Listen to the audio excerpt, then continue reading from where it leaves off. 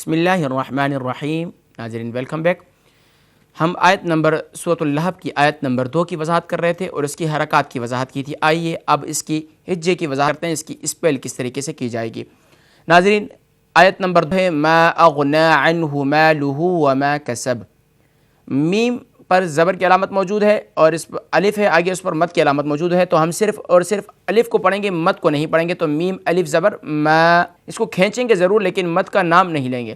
میم الف زبر ما، حمزہ غین زبر اغ، ما اغ، نون کھڑا زبر نا، ما اغنا، عین کو نون سے ملائیں گے، عین نون زبر عن، ہا پیش ہو، عنہ، ما اغ، میم الف زبر ما، لام پیش لو، مالو، ہا الٹا پیش ہو، مالوہ، ما اغنا عنہ مالوہ، واو زبر و، میم الف زبر ما، وما، کاف زبر کا، سین زبر سا، کس، با زبر با، کسب، وما کسب، آگے فل اسٹاپ کی علامت موجود ہے تو ہم با کو ساکن کر دیں گے، کسبہ سے کب ہو جائے گا، تو پوری آیت بنے گی ما اغنی عنہ مالہ وما کسب، ما اغنی عنہ مالہ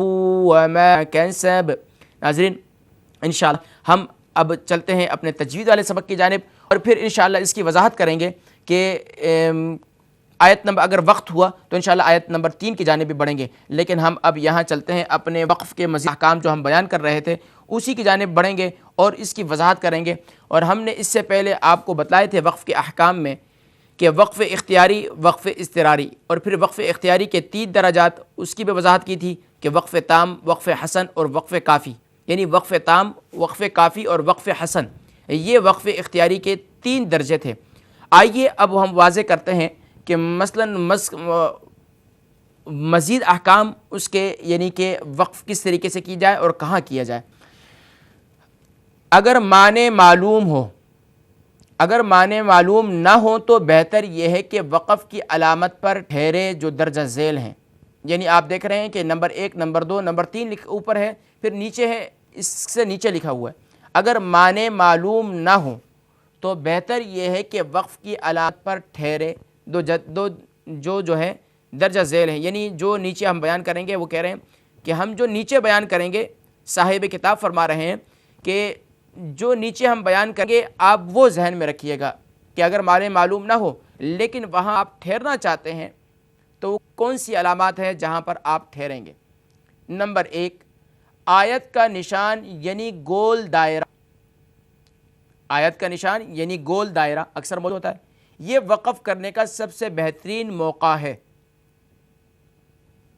آیت کا نمبر 1، آیت کا نشان یعنی گول دائرہ، یہ وقف کرنے کا سب سے بہترین موقع ہے۔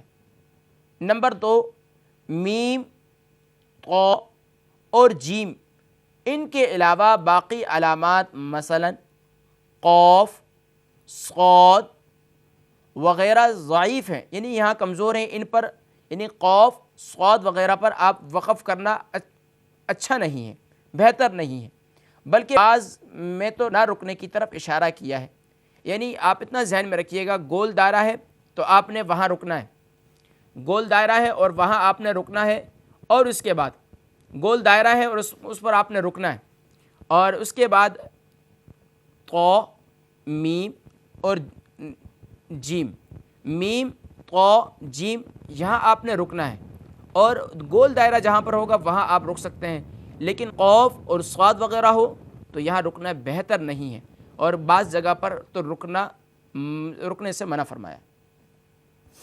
پھر نمبر 3 ہے 3 نقاط جو ہر دفعہ قریب قریب 2 جگہ پر ہوتے ہیں، اور حاشیہ میں لفظ، حاشیہ یعنی کہ قرآن کریم کے کنارے پہ لکھا ہوتا ہے، جہاں آیات یعنی کہ جو وائٹ سائڈ ہوتی ہیں، سائٹ پہ جو سائٹ ہوتا ہے وہاں پر لکھا ہوتا ہے یہ لفظ میم عین عین، اس کو کہتے ہیں مع، یہ لکھا ہوتا ہے معانقہ لکھا ہوتا ہے، یہاں دونوں میں سے ایک پر رکنا ہوتا ہے۔ ذہن میں آئی بات کہ 3 نقاط جو ہر دفعہ قریب قریب 2 جگہ پر ہوتے ہیں اور حاشیے میں لفظ مع یا معانقہ لکھا ہوتا ہے، یہاں دونوں میں سے ایک پر رکنا ہوتا ہے، یہ بھی ذہن میں رکھیے گا۔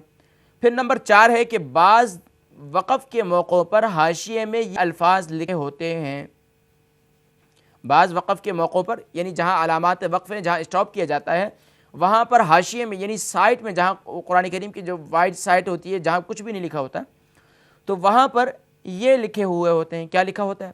وقف النبی صلی اللہ علیہ وسلم، وقف منزل، وقف منزل، وقف جبریل علیہ السلام، یعنی کہ ان جگہوں پر بھی آپ رک سکتے ہیں اور بہتر ہے رکنا۔ بعض وقف کے موقعوں پر حاشیے میں یہ الفاظ لکھے ہوتے ہیں، وقف النبی صلی اللہ علیہ وسلم، وقف منزل اور وقف جبریل علیہ السلام، یہ ذہن میں رکھیں۔ وقف غفران، ان میں سے پہلے 3 پر رکنا مستحب ہے اور چوتھے پر رکنا بھی بہتر ہے، یعنی پہلے 3 وقف النبی، وقف منزل اور وقف جبریل، اس پہ آپ رک سکتے ہیں، بہتر ہے۔ لیکن وقف غفران پر رکنا بھی بہتر ہے، لیکن اگر نہیں رکتے تو کوئی حرج نہیں۔ جب درجہ بالا جگہوں پر رکیں تو پیچھے سے دہرانے کی ضرورت نہیں، یعنی کہ وقف النبی، وقف منزل، وقف جبریل، اور یہ یہاں پر اگر آپ رک گئے تو آپ کو پیچھے سے دہرانے کی ضرورت نہیں، یعنی آیت کو جیسے کہ مثال کے طور پر میری طرف دیکھیے گا، جب آپ نے مثال کے طور پر الحمدللہ رب العالمین پڑھ لیا، اب یہاں پر مثال کے طور پر وقف النبی لکھا ہوا تھا، مثال کے طور پر، یہاں ہے نہیں لیکن مثال کے طور پر، پھر اگلی آیت آپ پڑھنا چاہتے ہیں تو یہ نہیں کہ آپ پچھلی آیت کو ملائیں گے، نہ الرحمن الرحیم بلکہ الرحمن الرحیم، تو یہ ذہن میں رکھیے گا، جب آپ نے پیچھے دوبارہ آپ کو لوٹانے کی، دہرانے کی ضرورت نہیں۔ اگر ایسی جگہ رکیں جہاں لا لکھا ہوتا ہے، یہ لام الف لکھا ہوتا ہے، یہاں رکنا مناسب نہ ہو تو وہاں پیچھے سے دیکھ رہے ہیں ناظرین، آپ میرے خیال سے تھوڑا سا کٹ رہا ہے، 1-2 الفاظ لوٹا کر پڑھنا چاہیے، جہاں لکھا ہوتا ہے لا وہاں پیچھے سے لوٹا کر پڑھنا چاہیے۔ اگر کسی کلمے کے درمیان میں کبھی بھی نہیں رکنا، یعنی اگر کسی کلمے کے درمیان میں کبھی بھی نہیں رکنا چاہیے، ایسا کرنا بڑی غلطی ہے۔ یعنی انہوں نے ایک توجہ دلائی ہے آپ کو کہ اگر کہیں کسی کلمے کے درمیان میں آپ رک گئے اور آپ کا سانس ٹوٹ گیا یا آپ کو کوئی عارضہ لاحق ہو گیا، یہ مثال کے طور پر کہیں انسان کا کوئی عمل انسان کو ایسا ضروری پیش آیا ہے جس کی وجہ سے آپ قرآن کریم بند کر کے اٹھنا ہے، تو اب آیت کو آپ کمپلیٹ کیجئے، لیکن اگر وہاں مثال کے طور پر سانس ٹوٹ جاتا ہے تو اب آپ آیت کو پیچھے جا کر لوٹائیں گے جہاں پر لا لکھا ہوا ہوتا ہے، تو یہ اتنا ذہن میں رکھیے گا۔ آج کے سبق میں، ہم تجوید کے سبق میں، آپ نے اتنی بات ضرور ذہن میں رکھنی ہے کہ جہاں گول دائرہ ہو، یعنی کہ جیسے کہ ابھی ہم نے بتلایا تھا کہ جہاں گول دائرہ ہوتا ہے فل اسٹاپ کی علامت، تو وہاں رکنا ہے، یہاں آپ کو کوئی نہیں کہ آپ نے دوبارہ لوٹانا ہے۔ دوسری بات، میم، جیم اور طا، میم، جیم اور طا، یہ 3 مقامات بھی ایسے ہیں کہ یہاں بھی آپ رک سکتے ہیں، آپ کو دوبارہ لوٹانے کی ضرورت، دہرانے کی پیچھے آیت کے ساتھ ملانے کی ضرورت نہیں ہے۔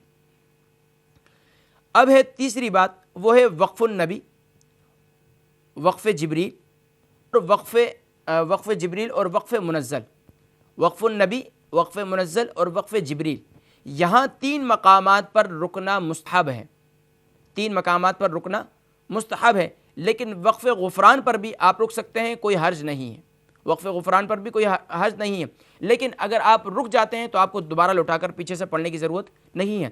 لیکن جہاں پر لا لکھا ہوتا ہے، لام الف ملا کر لا، تو یہاں اس کا مطلب ہے کہ یہاں آپ رک نہیں سکتے، اگر آپ یہاں سانس ٹوٹ گیا تو اب آپ دہرا کر یعنی پچھلی آیت کو ساتھ میں ملا کر پڑھیں گے۔ تو ناظرین، یہ کچھ تجوید کے ضروری سبق تھا جو میں سمجھتا تھا کہ وقف کے احکام کے اندر، کہ عموماً دیکھا ہے ہمارے ناظرین و سامعین کو قرآن کریم پڑھ رہے ہیں لیکن معلوم نہیں کہ وقف کہاں کرنا ہے، کہاں نہیں کرنا۔ اگر وہ ابتدائی ہیں، یعنی کہ معنی سے بالکل واقف نہیں، بغیر ترجمے والے قرآن میں پڑھ رہے ہیں، اور پھر وہاں وہ رکنا بھی چاہتے ہیں، لیکن علامات کو پہچاننا کہ کہاں پر وقف کیا جاتا ہے یہ بہت ضروری تھا۔ میں سمجھتا ہوں کہ ناظرین کو بتلانا یہ بہت ضروری تھا، اور الحمدللہ آپ نے امید ہے اس کو نوٹ بھی فرمایا ہوگا اور ساتھ ساتھ اس کو محفوظ بھی کیا ہوگا۔ ناظرین، اب آئیے ہم دوبارہ اپنے سورۃ اللہب کی آیت نمبر 3 کی جانب بڑھتے ہیں اور سورۃ اللہب کی آیت نمبر 3 کی وضاحت کرتے ہیں، اور پھر اس کی مشق بھی کرتے ہیں۔ ہم نے آیت نمبر 1 اور آیت نمبر 2 کی وضاحت کی کہ کون سے حرف پر کون سی حرکت ہے، اس کی وضاحت کی۔ ناظرین، ہم آپ کو یہاں یہ بتلاتے چلیں کہ ہم نے وینسڈے اور تھرسڈے یہ پروگرام اس طریقے سے اس کا فارمیٹ تیار کیا ہوتا ہے کہ ہم آپ کے 2:30 یعنی 2:30 کے بعد آپ کی کال وغیرہ لیتے ہیں۔ آج بھی ہمارے ساتھ بہت کالر تھے، 3-4 کالر تھے جو یعنی کہ 2:05 کے بعد ہی ان کی کالیں آنا شروع ہو گئی تھیں، لیکن بڑی ہی معذرت کے ساتھ کہ ہم آپ کے کال نہیں لے سکے، اس لیے کہ ہمیں اس وقت تھوڑی سی مشکلات ہوتی ہیں۔ مشکلات یہ ہوتی ہیں کہ ہم سبق پڑھا رہے ہوتے ہیں اور سبق درمیان میں ڈسٹرب ہوتا ہے، تو کوشش یہ کریں کہ بریک کے بعد جب ہم آئیں گے 2:30 کے بعد تو آپ کال کر سکتے ہیں، پھر انشاءاللہ العزیز آپ کی کال بھی لی جائے گی اور پھر انشاءاللہ آپ سبق بھی سنا سکتے ہیں۔ تو ناظرین، ہمارے ساتھ کالر ہیں، دیکھتے ہیں کون اور کہاں سے۔ السلام علیکم ورحمۃ اللہ وبرکاتہ۔ السلام علیکم ورحمۃ اللہ وبرکاتہ۔ میرے خیال سے کال جو ہے وہ ڈراپ ہو چکی ہے۔ کوشش کر رہے ہیں کہ جب بھی آپ کال کریں تو کال کرتے وقت اپنی ٹی وی کی آواز کو ذرا سلو کر دیجئے، یا جس کمرے میں ہیں تو وہاں پر ایک تو یہ کہ ٹی وی کی آواز کو سلو کیجئے تو آپ کو پڑھنا بھی آسان ہو جائے گا، ہمیں سننا بھی اور جواب دینا آسان ہو جائے گا۔ بہت شکریہ۔ تو ناظرین، ہم آیت نمبر 3 کی جانب بڑھتے ہیں کہ آیت نمبر 3 کی وضاحت کرتے ہیں اور اس کی وضاحت کرتے ہیں کہ کون سے حرف پر کون سی حرکت ہے۔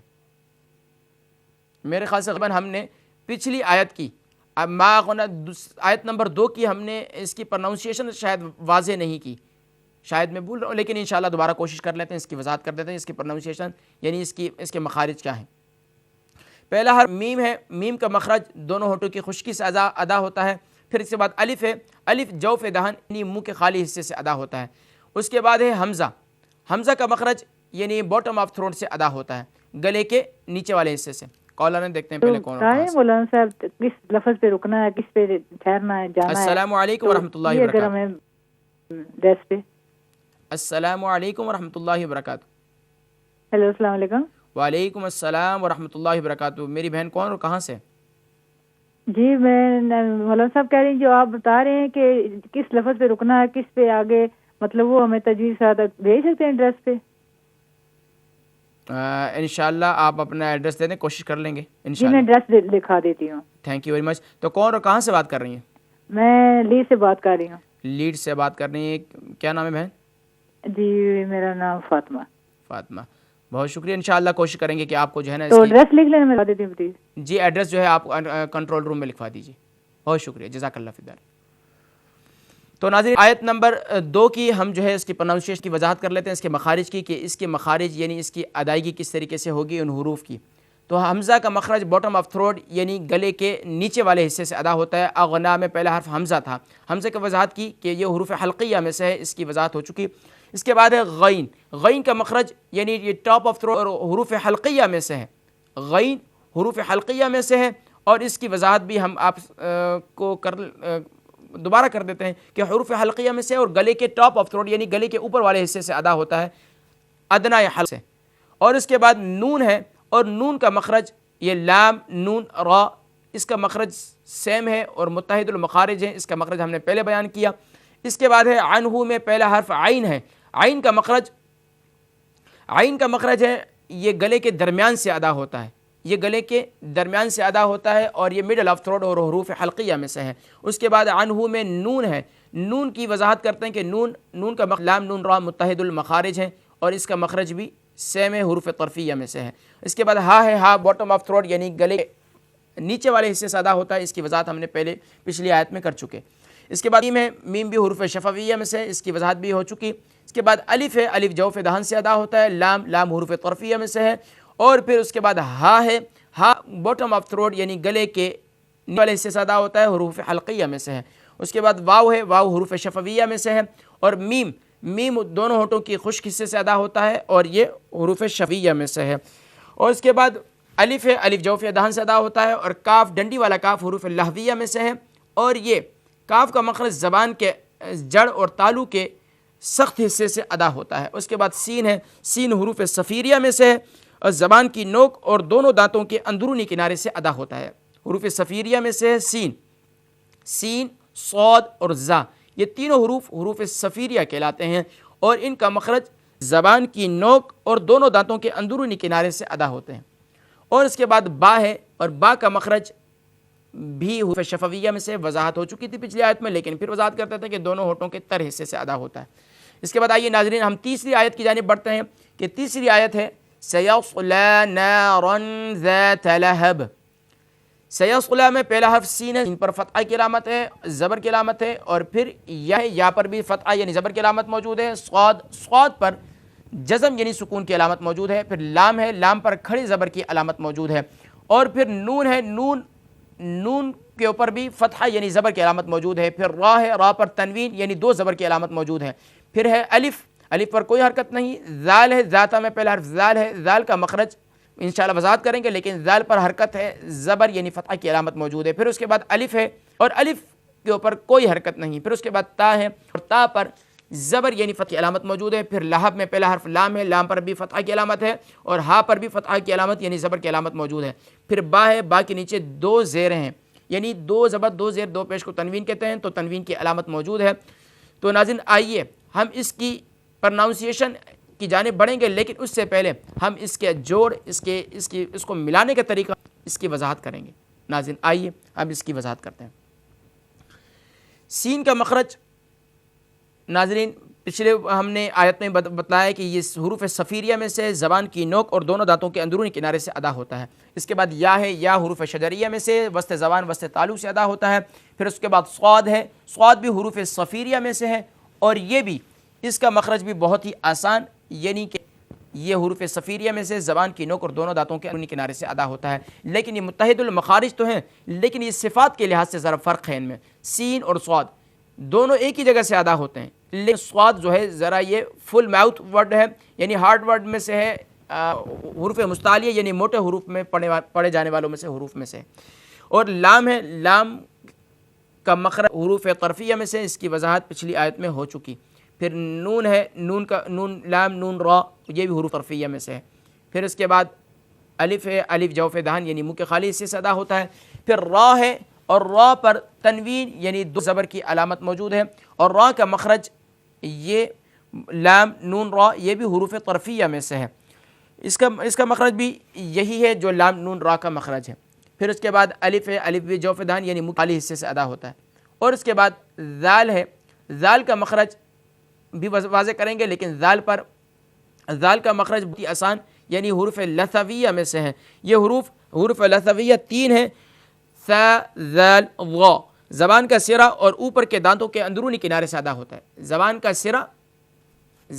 سرا اور اوپر کے دانتوں کے اندرونی کنارے سے، یعنی یہ زبان کا سرا ہے نوک، اور اوپر کے دانتوں کے اندرونی کنارے سے ادا ہوتا ہے، حروف لثویہ کہلاتے ہیں۔ یہ حرف پہلی دفعہ آیا ہے تو اس کو نوٹ فرما لیجئے، حروف لثویہ۔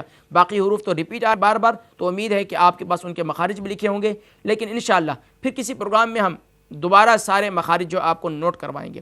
آج اتنا ذہن میں رکھیے گا کہ کون سا حرف کہاں سے ادا ہوتا ہے۔ حروف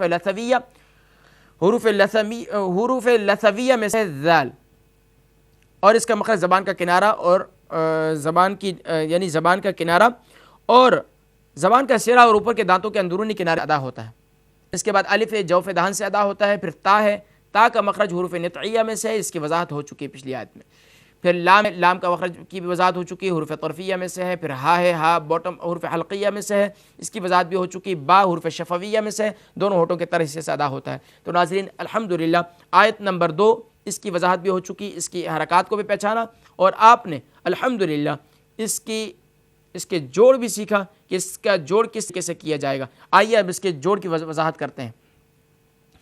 سین کو ناظرین سین کے اوپر زبر کی علامت موجود ہے، اور سین کو زبر کی علامت موجود ہے، اس کی ہجے کریں گے سین زبر سا، یا صاد زبر یس، سیس، لام کھڑا زبر لا، سیس لا، تو یہاں پر سیس لا نہیں کریں گے کیونکہ صاد حروف مستعلیہ میں سے، خا صاد ضا طا وا 7 حروف تھے جن کو حروف مستعلیہ کہتے ہیں، تو اس میں سے صاد بھی ہے، تو یہاں پر سیس لا، نون الف زبر نا، را دو زبر رن، سيصلى نارا، ذال ألف زبر ذا، تا زبر تا، ذات، سيصلى نارا ذات، لام زبر لا، ها زبر ها، لها، با دو زیر بن، لها بن۔